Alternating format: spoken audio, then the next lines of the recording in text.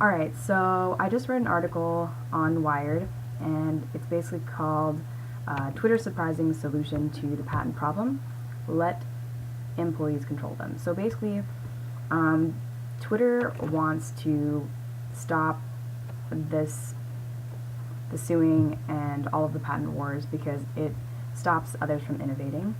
And they came up with this new patent agreement between the inventor and the company, and it's formerly known as the IPA. And basically, so previously, or kind of still right now, we have this trend where the inventor will sell all and assign and transfer all of the rights of their patents that they created to the company, and basically kind of lose control over their patents. And I mean, this is becoming a big industry. We've got all kinds of NPEs whose sole purpose is to buy up these patents and then sue others.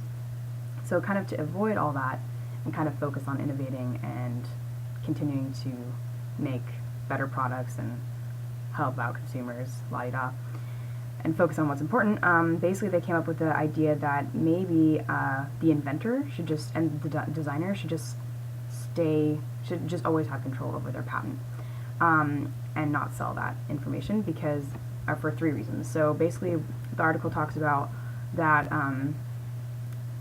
people, okay, especially because companies keep claiming that they use their patents mainly for a defensive purpose, they kind of are advocating this new IPA patent agreement because they want people to really formalize that and really promise to use it only defensively, because people still use it offensively, basically, obviously. So the 3 points they make is that they want a promise not to sue anyone unless it is for a defensive purpose.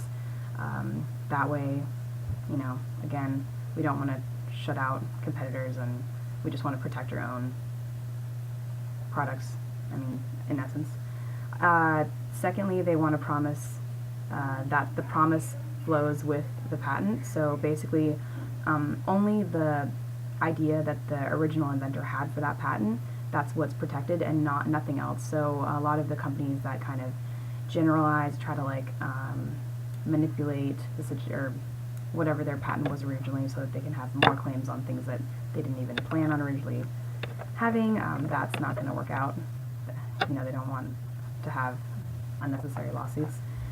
And lastly, inventors are empowered to enforce promises made by the company. So basically, if, for example, an entity is being sued because they're utilizing some type of patent or something that was patented that they didn't know, or they were just using it and they weren't supposed to be, the inventor can give that entity rights or kind of a temporary license so that they can just do what they want and can pay for it, and they can just avoid the entire litigation process.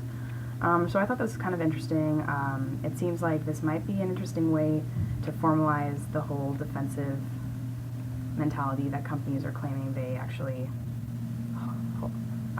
want to carry out, I guess.